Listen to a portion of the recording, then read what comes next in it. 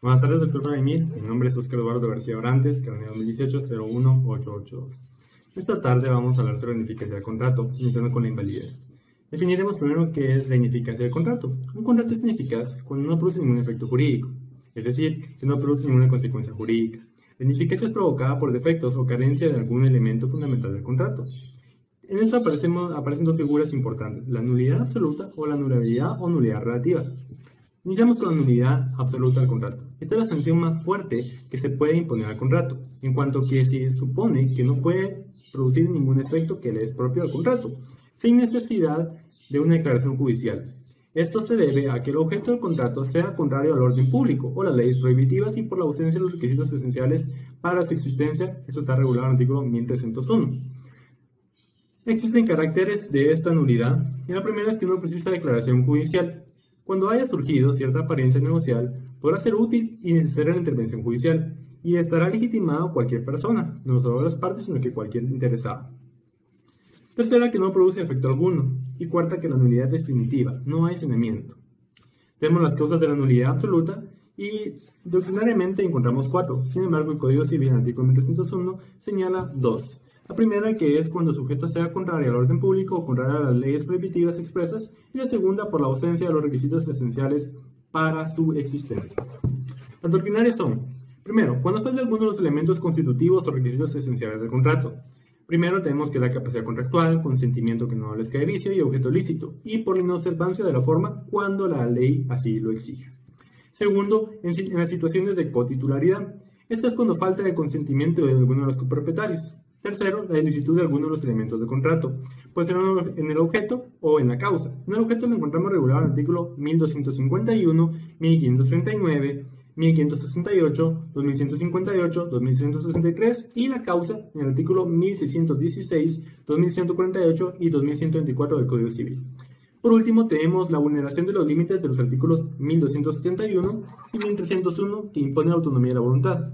Esto se refiere a que no sea contrario a una norma imperativa o prohibitiva. Tenemos la nulidad del contrato y la anulabilidad del instrumento público.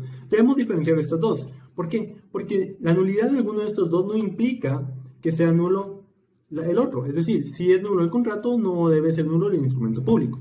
Debemos también entender que es la nulidad instrumental o nulidad formal. Esta es la inaptitud del documento notarial para causar las consecuencias jurídicas que está destinado a procurar. Esto afecta al continente del negocio, no al contenido. Tenemos la incidencia de la nulidad instrumental o formal para el contrato.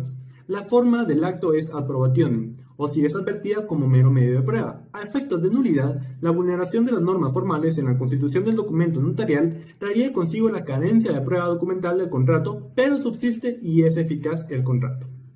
Tenemos la acción de nulidad. La acción de nulidad no es necesaria, pero no existe algún inconveniente para que se solicite una declaración judicial de la misma, y como ya había mencionado, está legitimado cualquier interesado y las partes.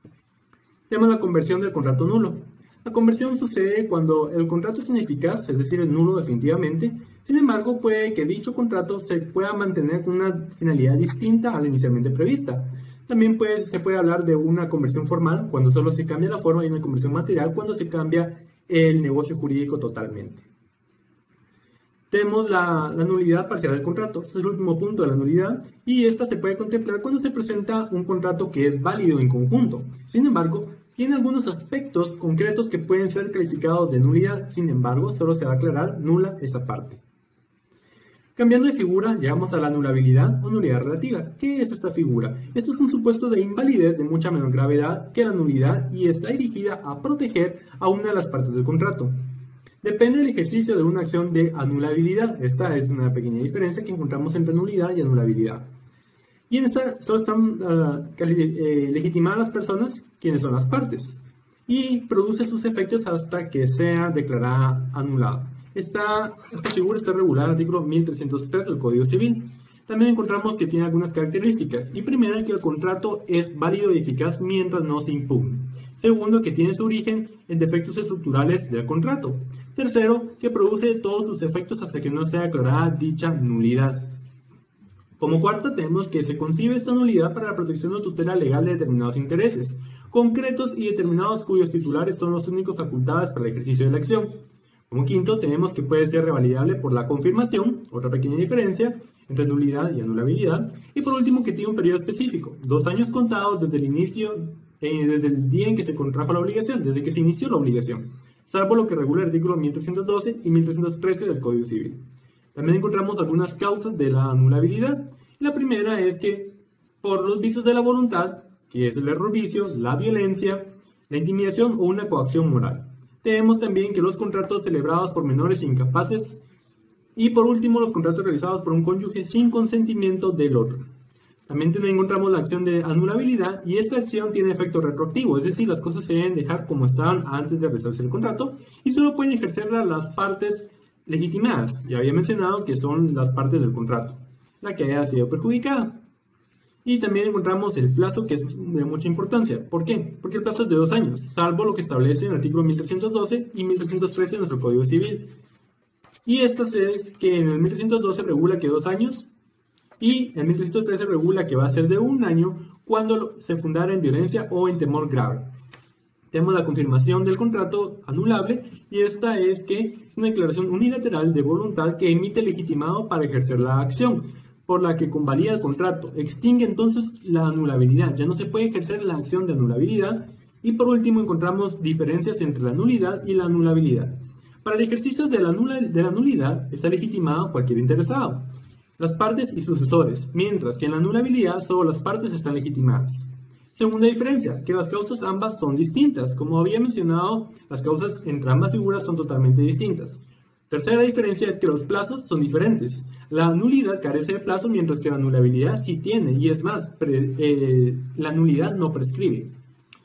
La anulabilidad que puede ser subsanada, mientras que la nulidad no puede ser subsanada. Y por último encontramos la diferencia que la nulidad la puede ejercer el órgano jurisdiccional de oficio, mientras que la anulabilidad solo puede ser por petición de parte. La ineficacia en sentido estricto. La primera figura es la rescisión del contrato.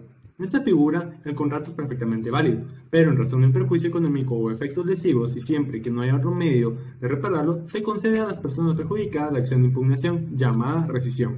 Esta se distingue de la nulidad y anulabilidad porque en este caso presupone un contrato inicialmente válido. Hay caracteres y son los siguientes. El primero es que debe existir un perjuicio y su finalidad es la reparación de tal perjuicio causado.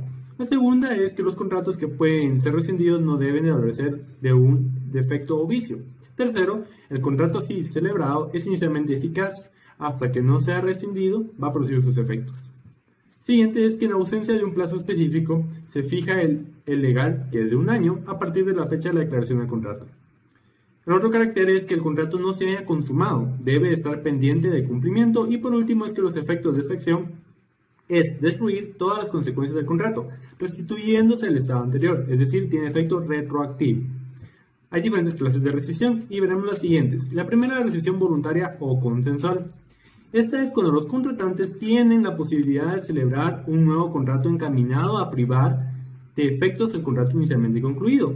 Por tratarse de un nuevo contrato, ha de reunir requisitos generales establecidos para la nueva relación contractual. La siguiente es la rescisión judicial. De esta forma se determina la eficacia de manera unilateral y en virtud de una permisión legal por motivo de perjuicio económico o lesión patrimonial y para ello faculta de una acción al que sufrió dicho perjuicio. La siguiente es la rescisión fortuita o forzosa. Esta rescisión se da por la imposibilidad de cumplimiento, debido a caso fortuito o por causas ajenas a la voluntad del obligado. Tenemos la resolución del contrato por incumplimiento. Esta consiste en que, en un acuerdo entre una pluralidad de partes, alguna de ellas decide unilateralmente y sin causa legal que le respalde dar por extinguida su participación en la relación contractual y no cumplir las obligaciones de ella derivadas, quedando el pacto sin efecto alguno.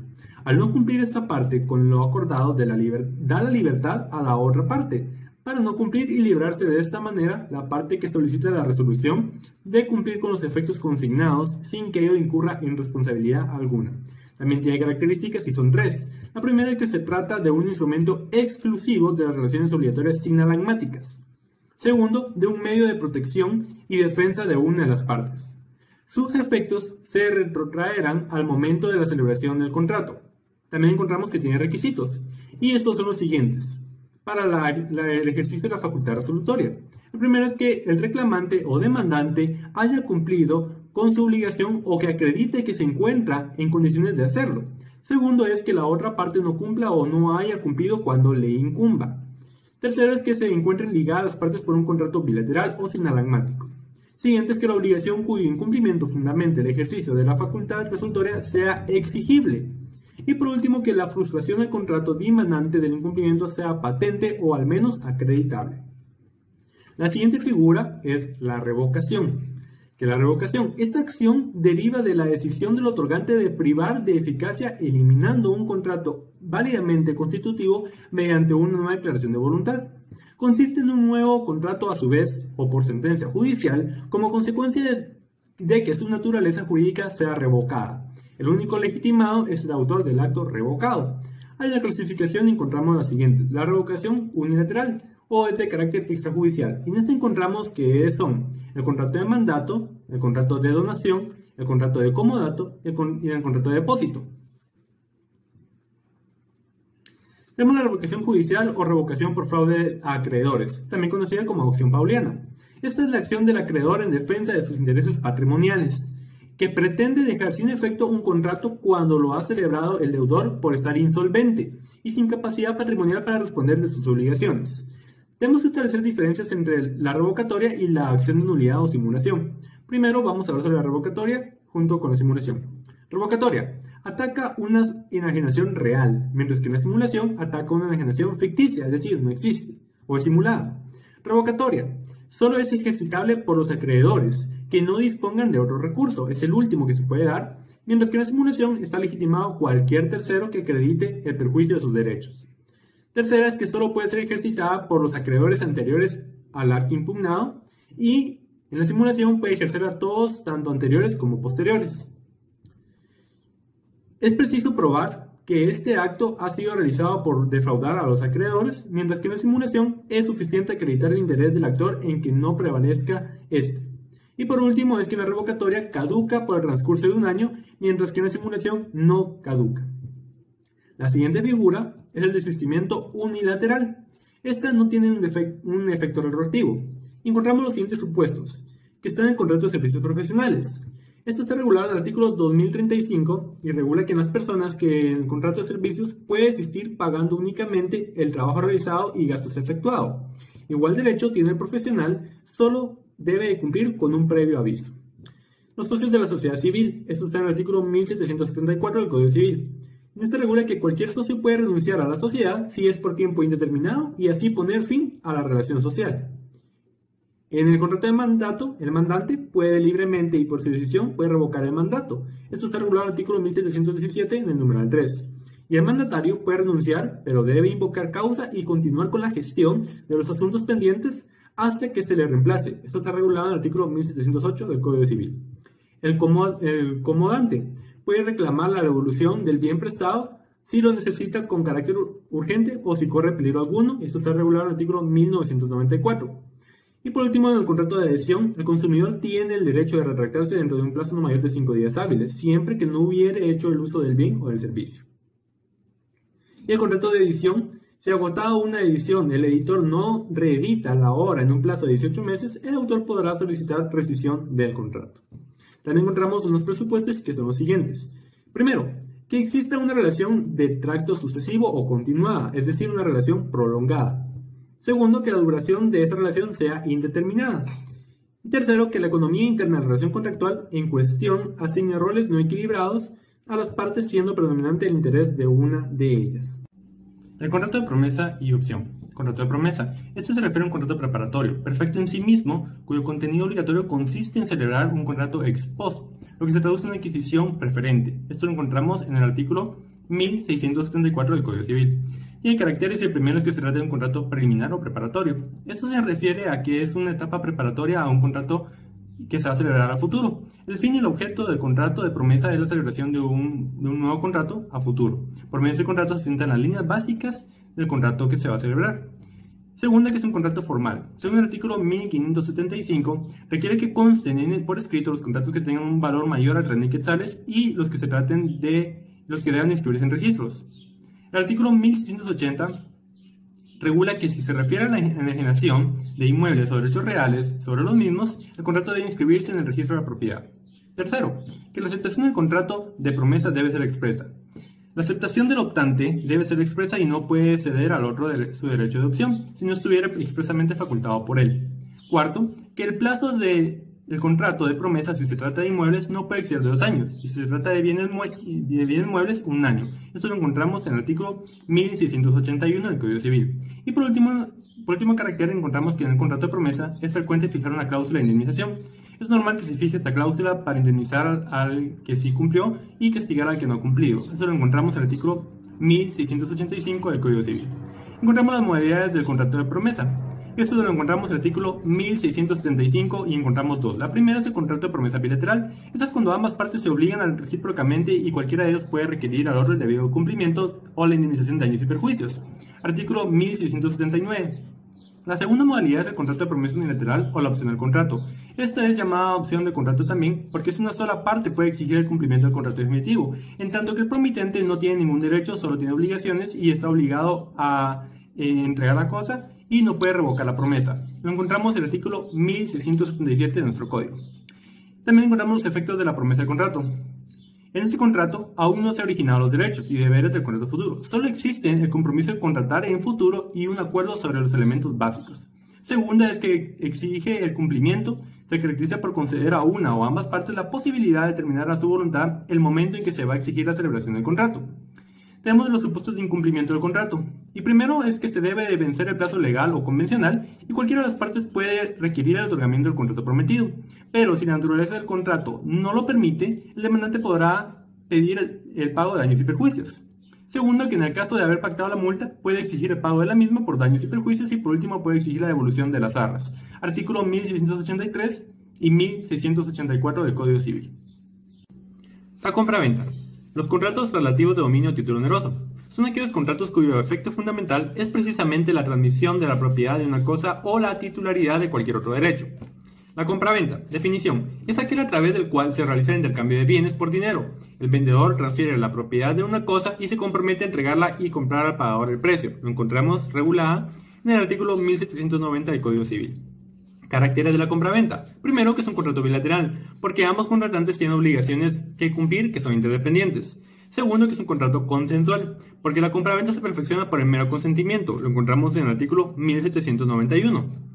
Tercero, que es un contrato traslativo de dominio. ¿Por qué? Porque transmite la propiedad de un bien al comprador y por consiguiente sirve de título para la transmisión de la propiedad. Cuarto, que es un contrato oneroso, por suponer una equivalencia entre las prestaciones de las partes. Los elementos del contrato de compraventa. Capacidad y prohibiciones. La capacidad para contratar es la misma capacidad general para obligarse, es decir, la de ejercicio.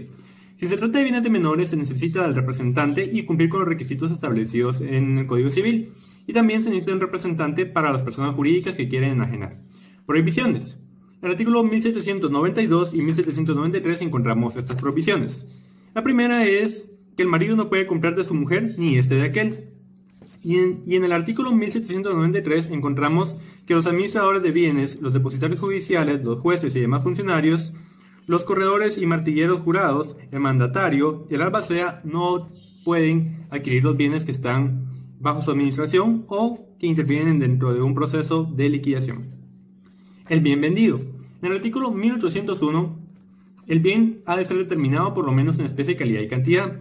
Este artículo también nos permite ver que el comprador tiene derecho de que se resuelva el contrato si la cosa no resulta de la especie y calidad convenidas. Es muy importante. El precio.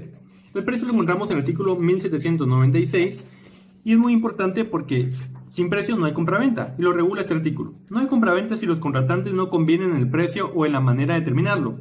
Pueden convenir también en que el precio lo fije un tercero y si éste no quiere o no puede hacerlo, el contrato quedará sin efecto alguno. Pero si la cosa fuera entregada, se presumirá que las partes han aceptado el precio corriente que tenga en el día y lugar en que se hubiese celebrado el contrato o el precio medio en caso de diversidad de precios. Encontramos también el efecto relativo de la propiedad. La transmisión de la propiedad. Esta es la finalidad esencial de la compraventa. Segundo, encontramos la doble venta, y esta también está regulada en nuestro Código Civil en el artículo 1807 y 1808. El primero regula que si una misma cosa mueble se hubiera vendido a diferentes personas, prevalecerá la venta hecha al que de buena fe se halla en posesión de la cosa, y si ninguno tuviera la posesión, prevalecerá la venta primera en fecha. Artículo 1808. Si la cosa vendida fuera inmueble o derecho real sobre inmuebles, prevalecerá la venta que primero se haya inscrito en el registro de la propiedad. Tercero, el pacto de retroventa. Este pacto es de suma importancia ya que está prohibido y lo encontramos en el artículo 1791 del Código Civil. Y este regula que queda perfecto entre las partes desde el momento en que convienen en la cosa y en el precio, aunque ni una ni el otro se hayan entregado. Y por último, queda prohibido el pacto de retroventa. Esto quiere decir de que está prohibido que el comprador en el contrato establezca este pacto para que después se pueda entregar la cantidad de dinero que fue entregada por el comprador y el vendedor pueda obtener nuevamente el bien. Encontramos la compraventa de cosa ajena. Y esto está en el artículo 1794 del Código Civil. Ninguno puede vender sino lo que es de su propiedad. La venta de cosa ajena es nula y el vendedor debe restituir el precio si lo hubiese recibido y responder de daños y perjuicios, si hubiere percibido de mala fe. Encontramos también las obligaciones del vendedor. ¿Cuáles son estas? Primero, la obligación de entregar el bien. Esta la encontramos en el artículo 1809 del Código Civil en adelante. 1809. El vendedor estará obligado a entregar la cosa vendida y a garantizar al comprador la pacífica y útil posesión de la misma. La entrega se hará en el lugar señalado en el contrato y a falta de convenio en el lugar en que la cosa se encuentre al tiempo de la venta. Artículo 1810. La entrega de la cosa vendida puede ser real, simbólica o legal. La primera consiste en la entrega material de la cosa vendida o del título si se trata de un derecho. La segunda, la simbólica, se realiza empleando alguna forma o figura en la cual el comprador se da por recibido de la cosa vendida. Y por último, la entrega legal si tiene lugar cuando la ley considera recibida la cosa por el comprador aún sin estar materialmente entregada. Y por último, el artículo 1811, si los contratantes no fijaren plazo, la entrega de la cosa vendida se hará inmediatamente. Pero si se trataran de cosas cuya entrega debe prepararse, el vendedor deberá tenerlas a disposición del comprador dentro de las 24 horas siguientes. Los problemas de cabida y calidad de los inmuebles. Esto lo encontramos en el artículo 1820 y esta hace referencia al precio por unidad de medida también. Pero acá, si la venta fuera de bienes inmuebles y se hubiese hecho fijando su área o razón de un precio por unidad de medida, el comprador está obligado a pagar lo que se halle de más y el vendedor devolver el precio correspondiente a lo que se encuentra de menos, siempre que el exceso o falta no posea de la décima parte del todo vendido. La acción para ejercitar este derecho prescribe en un año. Artículo 1822. Si el exceso o falta de la extensión de la cosa vendida es mayor que un décimo, queda a la elección del comprador o pagar lo que hubiese de más y cobrar en su caso lo que resulte de menos o rescindir el contrato. Y por último, el artículo 1823. Si un inmueble se ha vendido determinando expresamente sus linderos, el vendedor estará obligado a entregar todo lo que esté comprendido dentro de dichos linderos, aunque haya exceso o disminución de las medidas indicadas en el contrato. La obligación del saneamiento. Esta es una obligación muy importante y la encontramos en el artículo 1543. El saneamiento se refiere que el enajenante está sujeto al saneamiento por evicción o por vicios ocultos en todo el contrato oneroso en que se transfiera la propiedad, la posesión, el uso, goce o disfrute de una cosa. Saneamiento por evicción. ¿Cuál es este? Este es cuando el comprador se ve privado de la propiedad del bien comprado y pasa a ser propietario de un tercero a consecuencia de una sentencia firme y en virtud de un derecho anterior a la compraventa. Lo encontramos en el artículo 1548. Este regula que tendrá lugar la evicción cuando se prive al adquiriente por sentencia firme en virtud de un derecho anterior o a la enajenación de todo o parte de la cosa adquirida. Esto es claro si no se ha renunciado al saneamiento. Esto está en el artículo 1544 y los contratantes pueden ampliar o restringir por pacto expreso los efectos del saneamiento y aún convenir en que éste no esté presente. Saneamiento por vicios ocultos. Esto está en el artículo 1559. Este regula que los vicios o efectos ocultos de la cosa enajenada que la hagan impropia o inútil para uso a que se le destina o que disminuya este uso de tal modo que, de haberlos conocido, el adquiriente no hubiera aceptado la cosa o el precio convenido. El enajenante está obligado al saneamiento por estos vicios. También lo encontramos regulado en el artículo 1560, 1561, 1565, 1572 y 1573. Continuamos con las obligaciones del comprador. Las obligaciones del comprador primero es el pagar el precio y cumple con unos requisitos. Primero, que debe ser un precio verdadero o real. Segundo, que el precio debe ser determinado. Y tercero, que el precio consiste en dinero. Esto lo encontramos en el artículo 1825 y 1826 del Código Civil. La primera es es que la obligación principal del comprador es pagar el precio en el día, lugar y forma estipulados en el contrato.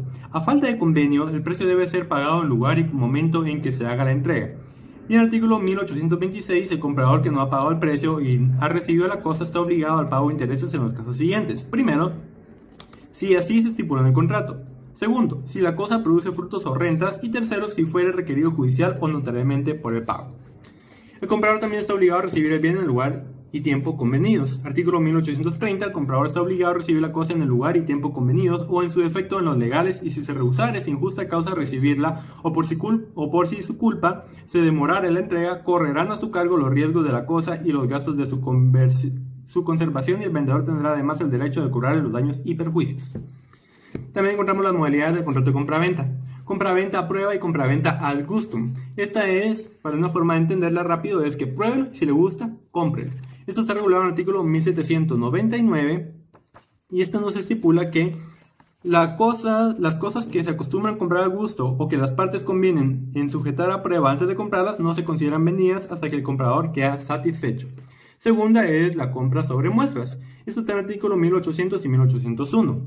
Esto lleva implícita la condición de resolver el contrato si la cosa no resultara conforme con las muestras. Es decir, si la compra no es conforme con lo que se fue mostrado, se puede resolver el contrato. También la compra sobre muestras, el comprador tiene derecho de que se resuelva el contrato si la cosa no resulta de la especie y calidad convenida. Tercero, la compra sobre bienes en tránsito. Lo encontramos en el artículo 1802 y que el comprador podrá resolver el contrato si no llegara en buen estado y en el tiempo convenido. ¿Por qué? Porque esta compra debe venir en el estado, en un buen estado y en el tiempo que se planteó en el contrato. Y también tenemos la compra sobre bienes futuros. Lo encontramos en el artículo 1805 y que pueden venderse las cosas futuras antes de que existan en especie y también una esperanza incierta. En la esperanza incierta encontramos que es un contrato aleatorio porque su plazo no está fijado. También encontramos la venta con reserva de dominio. Esto lo encontramos en el artículo 1834, 1835 y 1836, 37 y 40. 1834 regula que es válida la venta en pacto de reserva de dominio mientras el comprador no pague totalmente el precio o no se realice la condición a que las partes sujetan la consumación del contrato. El comprador obtiene la posesión y uso de la cosa, pero mientras no haya adquirido de la plena propiedad, le queda prohibido cualquier enajenación o gravamen de su derecho sin previa autorización escrita al vendedor. Encontramos la venta con reserva de dominio, esta ya fue la que mencionamos. La compraventa con pacto de mejor comprador, también conocido como pacto de adición al día, lo encontramos en el artículo 1847 a 1850. Esta regula que si se encuentra una mejor oferta, será vendida a aquel, pero también el primer comprador puede mejorar la oferta y puede adquirir el bien. También encontramos unas diferencias entre la compraventa civil y la compraventa mercantil. Y primero es que la compraventa civil no busca lucro adicional, mientras que la compraventa mercantil sí, es más, es su objetivo principal. En la compraventa civil los cónyuges no pueden comprar entre sí y en la compraventa mercantil no existe esta prohibición. Y por último también encontramos que la compraventa civil está regulada en el Código Civil, mientras que la compraventa mercantil en el Código de Comercio. La permuta. La permuta es el intercambio de bien por otro bien. Uno de los contratantes transmite la propiedad de una cosa a cambio de la propiedad de otra. Está en el artículo 1852 del Código Civil. La finalidad esencia del negocio radica en el cambio directo de una cosa por otra sin intervención del dinero. Sin embargo, puede darse el caso de cambio de una cosa y recibir otra y una compensación de diferencia. Encontramos los caracteres y el primero es que la permuta es un contrato de naturaleza consensual. Es decir, para su perfeccionamiento solo se requiere el consentimiento. Segundo es que es un contrato sinalagmático, porque genera el nacimiento de las respectivas obligaciones de entrega de los bienes para ambas partes contratantes. Tercero, que es un contrato de intercambio de cosas. Cuarto, que es oneroso, dado que la prestación de cada una de las partes es causa de correspondiente contraprestación. Siguiente carácter es que es objeto de la permuta pueden serlo solamente los bienes en sentido amplio, ya materiales o inmateriales. Esto quiere decir que se puede disponer de la propiedad o de más derechos sobre los bienes. También se pueden permutar derechos de crédito. Lo que no se puede permutar es el intercambio de servicios o bienes por servicios. Siguiente carácter es que es un contrato traslativo de dominio, porque su consumación supone la transmisión de la propiedad de lo permutado. Y por último es que es típico y autónomo. ¿Por qué? Porque es autónomo, porque es independiente de otros contratos, y típico porque está regulado en nuestro Código Civil. Encontramos una diferencia con la permuta con sobreprecio, que esta modalidad se da cuando uno de los acreedores, además de entregar un bien, se compromete a entregar también una cantidad de dinero. Encontramos el régimen y El primero es la remisión de las reglas de la compraventa. Se consideran aplicables las reglas sobre capacidad, perfección, prohibiciones, las relativas al objeto del contrato, cumplimiento de la obligación de entrega, sanamiento por vicios ocultos, pactos comisionarios, etc. Y por último tenemos la evicción en la permuta. Según el artículo 1854 del Código Civil, el permutante que sufra evicción de la cosa que recibió o que la devuelva en razón de sus vicios puede reclamar a su elección la restitución de la cosa que dio si se halla aún en poder del otro permutante, o el valor de la cosa que se le hubiese dado en cambio con el pago de daños y perjuicios.